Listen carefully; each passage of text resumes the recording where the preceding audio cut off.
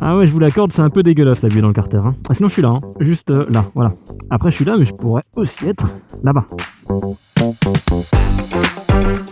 Tu vois, là je suis là-bas, tout simplement. Alors qu'avant j'étais là-bas, hein. Je peux retourner là-bas. Mais après je peux aussi aller à un endroit où vous me voyez pas. Voilà, bref, dans cette vidéo, on va répondre à une question que beaucoup de gens me demandent. Alors pour moi, ça paraît un peu évident, mais je comprends que pour certains, ça ne l'est pas. Et la question qui revient, et attention, quelle caméra choisir entre une caméra type Action Cam standard ou une caméra 360 degrés quand on filme à moto? Donc en fait, dans cette vidéo, je vais vous filmer quasiment que exclusivement grâce à ces deux caméras pour vous montrer le rendu de chacune et surtout dans quelles conditions choisir laquelle. Là par exemple, on est à l'arrêt, tu vois, premier avantage. Quand j'ai la caméra sur le casque, je peux faire du POV, je peux vous montrer un peu ce que je fais, voilà.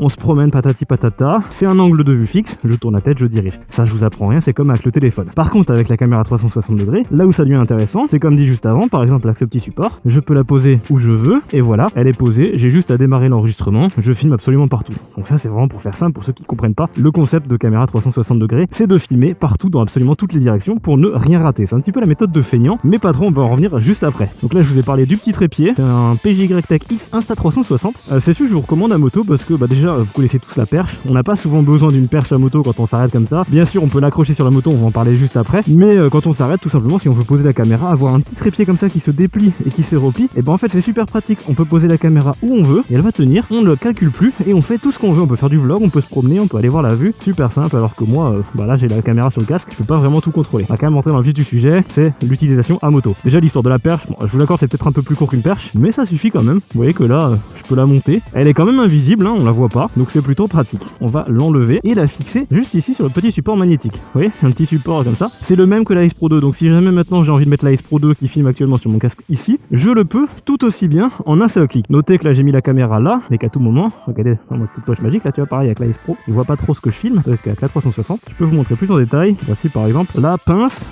à tout faire. Ça c'est une petite pince, on peut l'accrocher où on veut, soit ici par exemple, soit derrière, et ouais je peux tourner autour pendant que je mets mes gants, comme ça fait pas un plan fixe un petit peu chiant. Puisque, encore une fois, différence entre les deux, celle-là devant va filmer devant et derrière comme vous le voulez. La caméra Ace Pro 2 va filmer dans une seule direction et c'est fini. Mais bref, on va développer un peu tout ça en roulant parce que c'est un petit peu chaud. Et sachez d'ailleurs que cette vidéo est sponsorisée par mon partenaire de longue date, Insta360. Donc merci à eux. Je vous précise aussi d'ailleurs dans cette vidéo que ça va pas être un essai complet des deux caméras. Étant donné que j'ai déjà fait un test comparatif de la Ace Pro 2 et de la GoPro Hero 13, allez le voir sur la chaîne si jamais ça vous intéresse. Pour la Insta360 X5, j'ai déjà fait aussi une vidéo. Ce qui a changé depuis cette vidéo, c'est qu'ils ont sorti la X4R qui est pareil en quasiment tous les points que la X5. Elle a juste une autonomie un petit peu plus limitée, elle filme moins bien dans la nuit. Après, on va parler d'utilisation moto. Est-ce qu'il y a beaucoup de motards qui filment la nuit? Pas trop. Il y a beaucoup de gens qui regardent les caméras en mode ouah, celle-là elle est trop bien la nuit. En vrai, moi je m'en fous un peu, tu vois. Je filme la journée, point. C'est beaucoup plus intéressant et beaucoup plus plaisant aussi que ce soit rien que nous-mêmes pour quand on roule que pour la vidéo. Alors du coup, quelle caméra choisir quand? Moi j'ai envie de vous dire, le mieux c'est quoi? C'est les deux.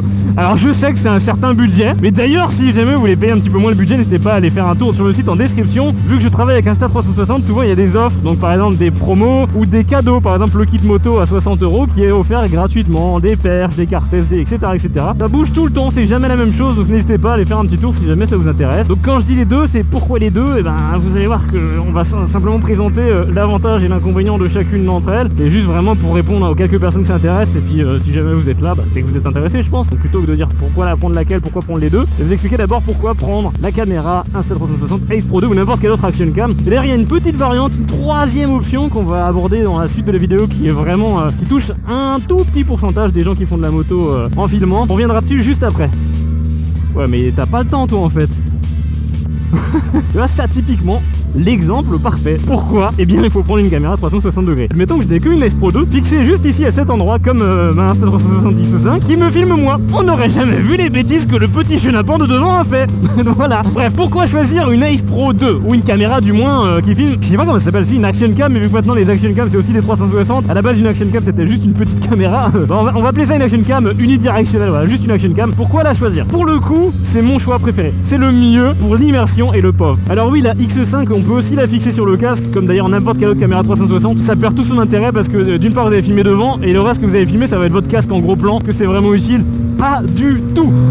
Ça peut juste être pratique pour regarder un petit peu devant, derrière, sur les côtés, enfin très rapidement mais pas en permanence. Et du coup cette caméra elle est vraiment conçue pour être posée comme ça sur le casque. Je vais pas aller vers là-bas en fait, il y a de la brume, on va faire demi-tour. Elle est conçue pour être limite mise sur le casque et ça donne vraiment une immersion pas, tu vois là, quand tu tournes la tête c'est toi qui dirige. On va en reparler par la suite du montage, mais en gros tu cadres avec ta tête un petit peu comme tu veux. Et du coup quand tu roules, tu vois, si tu te couches, bah ça donne une impression de vitesse plus élevée. Si tu te lèves, si tu tournes, si tu te penches comme ça, tu vois, c'est un peu plus dynamique. Oui, l'exemple il se fait à 30 km/h parce que je suis en train de faire demi-tour, mais imagine ça sur circuit. Sur le peu de circuit où t'as le droit d'utiliser la caméra. Arrête, t'accélères un peu. Tu vois? Et avec des filtres ND, et ben ça donne encore plus de dynamisme, donc c'est super pratique. Après, bon, il y a toute une quantité de réglages et patati patata, on va pas aborder ça dans cette vidéo. D'ailleurs, j'en parle sur le lien en description, n'hésitez pas à aller faire un petit tour si jamais vous voulez apprendre à filmer comme moi. Donc l'action cam, en gros, c'est vraiment l'immersion, le POV, l'effet de vitesse maximale et la simplicité. Et surtout, en gros, quand je dis simplicité, les deux sont simples, mais vous allez comprendre pourquoi les deux sont simples, parce qu'elles sont pas simplement pareilles.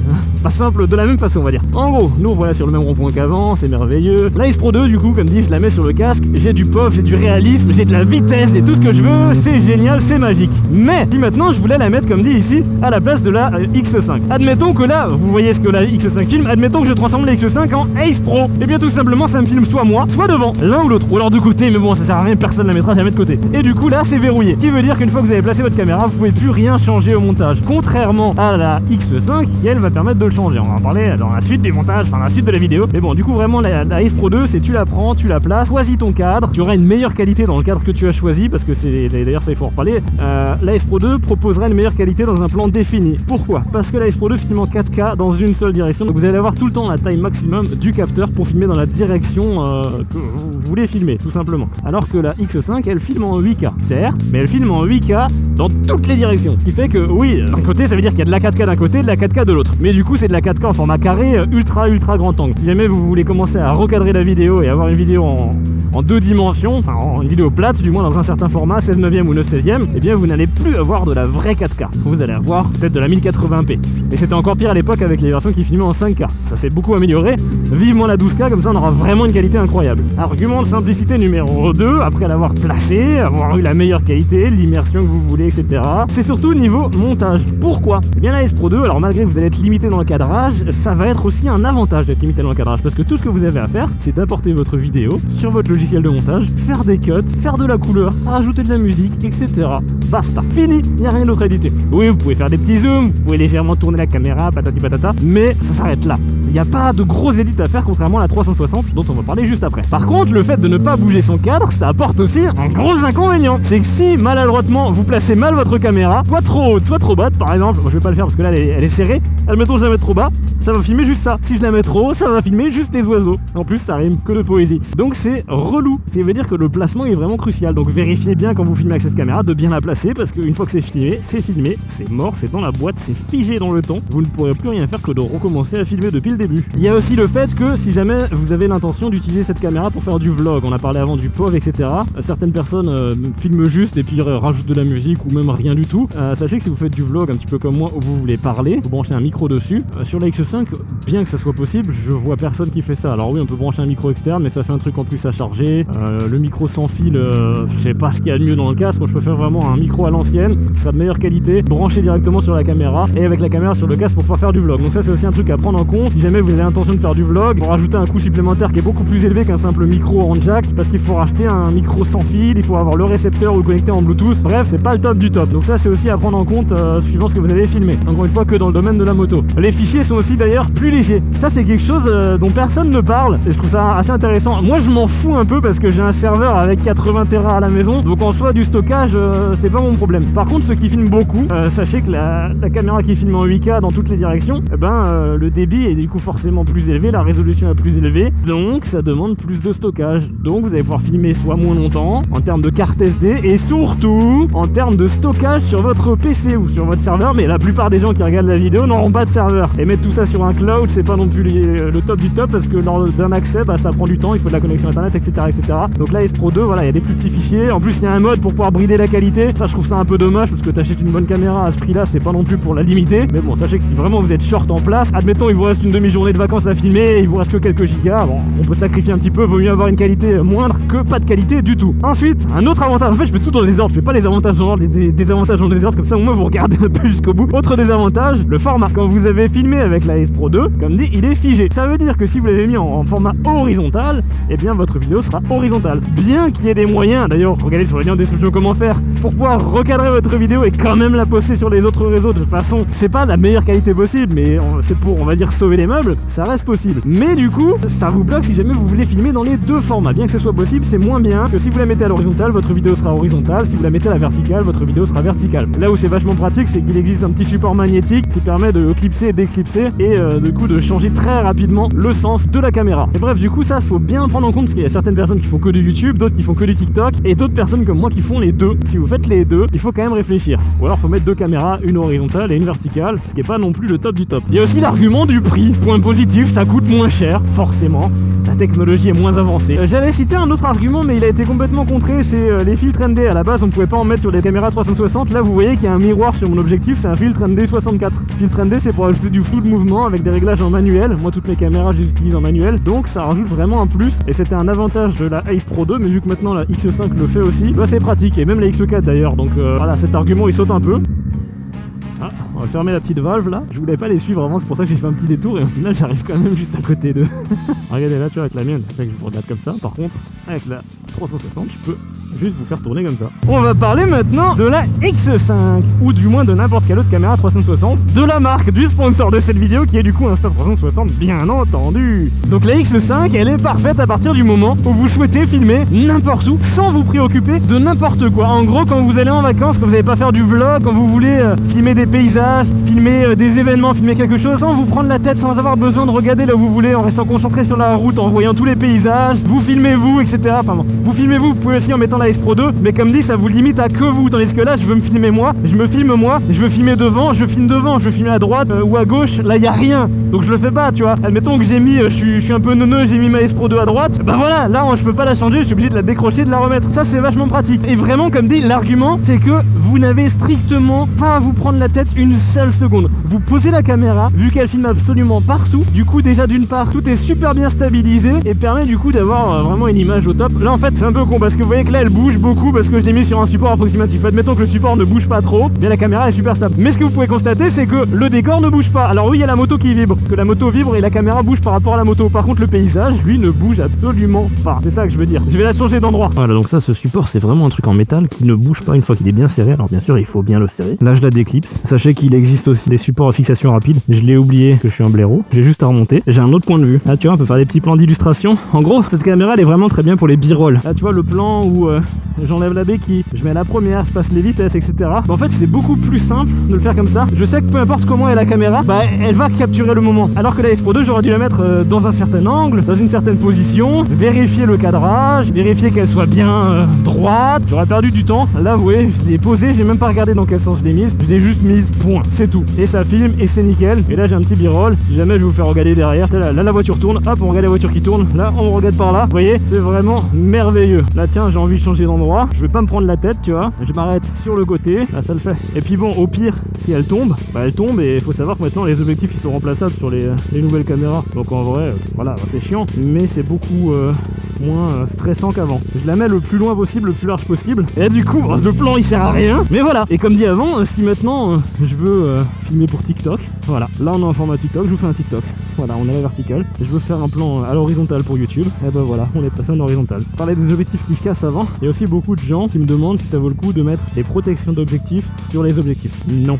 Je vois beaucoup de gens qui les ont. Alors, oui et non. Ça peut protéger, effectivement. Ça rajoute une couche de verre. Mais ça a deux avantages. Déjà, le premier, c'est que ça n'empêche pas forcément le verre de se casser. Si jamais la caméra tombe très fort, bah, ça va casser et votre protection et votre lentille d'origine. Donc, chiant. Ensuite, c'est un peu le concept de rajouter du verre devant du verre. C'est pas le concept, c'est clairement ce qu'on fait. On rajoute du verre devant du verre, ce qui peut créer du coup des reflets internes et dégrader un petit peu la qualité suivant l'éclairage, puisque la lentille elle est pas complètement collée, elle est vraiment mise par-dessus. Alors c'est un petit peu le cas avec les filtres ND, mais moins. Et les filtres ND ça rajoute quand même un avantage, c'est-à-dire le flou de mouvement. Donc même si on perd un petit peu en qualité de piqué, bah c'est pas grave parce qu'on récupère du flou de mouvement qui est beaucoup mieux à mon goût. Alors que le verre, bah en fait ça n'apporte rien, ça fout juste en l'air le machin quoi. Voilà, donc la X5 clairement c'est... En vrai tu vois, j'ai dit que c'était la S Pro 2 ma préférée. Sur le papier oui, mais la X5 elle est aussi vraiment incroyable sur le papier pour justement les points que je vous ai cités, c'est-à-dire le fait qu'on s'en fiche complètement d'où on la met et ça filme partout. Certes la qualité elle est un petit peu moins efficace, mais c'est pas grave en vrai, ça fait largement le taf. D'ailleurs là aussi un pare-vent intégré, regardez pour le son. Là le son il vient que de la X5, il n'y a pas d'enregistreur externe, j'ai pas de micro en plus, c'est vraiment que la X5. D'ailleurs les deux caméras sont étanches parce qu'il y en a qui regardent pour filmer de la nuit etc. Pour ceux qui veulent filmer sous la flotte et sous la pluie, ça veut dire la même chose mais c'est pas grave. Vous pouvez aussi. Et d'ailleurs vous pouvez aussi aller faire de la plongée, en fait c'est bien, c'est que si jamais vous utilisez la moto c'est bien, si vous voulez faire autre chose que de la moto avec c'est aussi vachement bien. Autre avantage, les POV troisième personne, POV point of view de troisième personne, c'est-à-dire la caméra à l'arrière. J'ai pas la perche avec moi et vu que j'ai plus mes pieds arrière c'est un petit peu compliqué de l'accrocher sur ma moto, mais je vous mets d'autres vidéos qui ont été filmées justement avec la caméra en arrière. J'avais pas encore le filtre ND, mais ça vous donne un petit aperçu. Ça c'est obligé que vous ayez déjà vu des vidéos comme ça sur TikTok, sur Insta, sur YouTube, tout le monde le fait. C'est pas ce que je préfère, mais c'est pratique. Moi j'ai réussi aussi à la fixer une fois devant sur la moto avec la perche de 3 mètres. Ne pas reproduire, j'ai fait ça exprès sur une route où il y avait personne, histoire de pas avoir de problème et pas que la caméra elle finisse sur quelqu'un. Mais ça vous donne un petit peu des possibilités, enfin des idées de possibilités, et comme quoi que c'est vraiment infini tout ce que vous pouvez faire avec cette caméra. Alors regardez, tiens, ça par exemple c'est cool, tu vois, là je peux vous le montrer comme ça, alors qu'en fait depuis le début bah, vous le voyez avec la X5, bah avant elle était à gauche donc je vais la mettre à droite là. D'ailleurs faites bien attention aux angles morts, ça c'est un petit conseil. Vous voyez là le côté, là on voit pas ce qui se passe, ce qui veut dire si je me mets pile poil là, vous me voyez coupé, faut pas bien. Donc si jamais vous voulez vous filmer vous, mettez pas la caméra comme ça. C'est vrai que je vous ai dit on calculait pas trop, mais pour les points de très proche, si quand même un petit peu, tu vois. Là si je la mets comme ça par exemple un peu trop vers le côté, ça va couper mon guidon, pas cool. Là ça va peut-être un peu me couper le phare, mais bon vu qu'il est assez loin, ça devrait le faire. Point négatif suivant, pardon. Le montage. Alors comme dit, je vous avais dit que c'était un peu une caméra de feignant, parce que, comme dit, vous la posez et vous ne faites plus rien. Ok, c'est cool. Par contre, le temps que vous avez gagné en posant la caméra, vous allez quand même le perdre au bout d'un moment, parce que le montage, vous allez jamais publier la vidéo telle quelle comme ça sur YouTube. Les vidéos 360, je crois que ça n'existe même plus sur YouTube, pour vous dire. Il faut du coup, au montage, sur l'application ou sur votre PC, moi je fais tout en Premiere Pro, sachez que c'est possible, il y a un plugin et sinon il y a le logiciel. Le logiciel est assez simple, mais ça demande du temps en plus, il faut choisir les angles, choisir les points clés, choisir les transitions, les changements de plan, etc. Alors bien sûr, il y a aussi des fonctionnalités d'IA qui vous permettent de le faire automatiquement, mais moi je préfère tout contrôler, j'ai pas envie de laisser ma confiance entière à la caméra pour qu'elle me fasse mes vidéos à ma place, c'est pas le but. Déjà que l'IA elle nous remplace pas mal dans le monde de la photo, de la vidéo, laissez-nous encore ça s'il vous plaît. C'est facile au début, par contre à la fin, si vous avez vraiment une idée dans la tête qui est définie, ok, vous allez savoir quel plan faire. Par contre au début vous allez perdre énormément de temps parce que vous êtes là en mode, oh je vais filmer dans ce sens, ah non, et puis dans celui-là, oh et puis dans celui-là, oh et puis en fait non c'était mieux comme ça, etc. Ça vous laisse tellement de créativité qu'au bout d'un moment bah, vous savez plus trop quoi faire tellement il y a de possibilités. Maintenant il faut même un drone 360 avec une X5 dessus, c'est le Anti-Gravity A1, je l'ai, c'est incroyable, je vous en parlerai peut-être un jour si jamais ça vous intéresse et si la marque est intéressée. Ça vous donne tellement de possibilités que des fois vous savez plus trop quoi faire. Mais il faut quand même le prendre en compte au montage, comme dit les fichiers sont plus lourds, les vidéos sont plus lourdes, il faut un PC un petit... Ouais quoique non en fait ça crée des proxys donc normalement ça devrait le faire, ma copine elle arrive avec un PC vraiment pas foufou tu vois, une petite RTX 3050 de laptop, 8 Go de RAM, 12 Go de RAM je sais pas mais c'est ridicule et ça le fait. Donc en vrai c'est à la portée de tous et sinon il y a le téléphone, pour la plupart des gens ça suffira largement. Ensuite c'est le genre de caméra, à la main vous allez pas trop l'utiliser parce que comme dit, si vous la tenez bah, vous allez surtout voir votre main en gros. Est-ce que ça a un intérêt? Absolument pas. Là d'ailleurs vous voyez que la caméra elle est plus sur mon support de téléphone donc elle bouge beaucoup moins, il y a moins de vibrations qu'avant, c'est beaucoup plus agréable. J'aurais dû la mettre là depuis le début. Là elle est fixée mais admettons que je la tienne, vous voyez, tac. Bon en fait, et encore là je la tiens en bas au support, mais si je la tiens là, comme une caméra normale, vous voyez juste ma grosse main. Donc ça perd tout son plein potentiel en fait, tandis que la S Pro 2 vous la tenez par derrière, basta, fini, ça filme, terminé. Donc c'est aussi un truc à prendre en compte si jamais vous voulez faire des vidéos autres que sur la moto. Il faut à tout prix avoir une perche au minimum du minimum qui fait aller 50 cm parce que sinon vous allez être vite saoulé de voir votre grosse main sur la caméra. Dernier désavantage, c'est pas un désavantage, ça dépend vraiment des budgets des gens mais ça coûte assez cher. Comme dit, il y a les liens en description, elle bouge un peu là hein. Ah oui. On va sortir à la prochaine. Je l'ai mal serré. Si jamais vous pouvez prendre les deux, prenez les deux. Si vous pouvez en prendre que une, ça va vraiment dépendre de ce que vous allez filmer. Je pense que si je devais vraiment choisir une seule et que j'avais vraiment pas le choix, ce serait la S Pro 2. Ce serait vraiment la S Pro 2 parce que, comme dit, je préfère vraiment le pauvre comme ça que la caméra 360, mais c'est vraiment un choix qui est libre à chacun.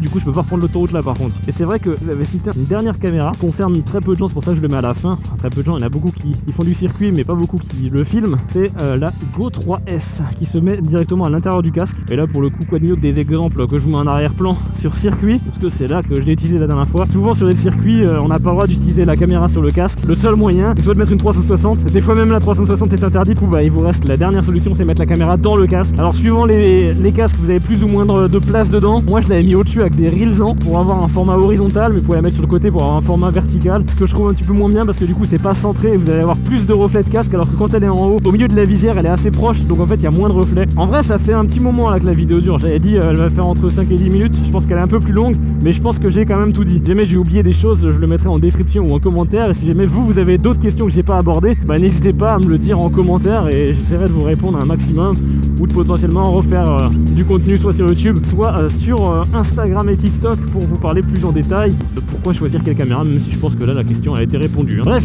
merci encore une fois à Insta360 d'avoir sponsorisé cette vidéo. Tous les liens sont en description. Si jamais vous voulez apprendre à filmer encore mieux avec vos caméras, n'hésitez pas à cliquer sur mon lien en description, car je vous apprends tout de A à Z. Moi je vous dis à la prochaine, ciao.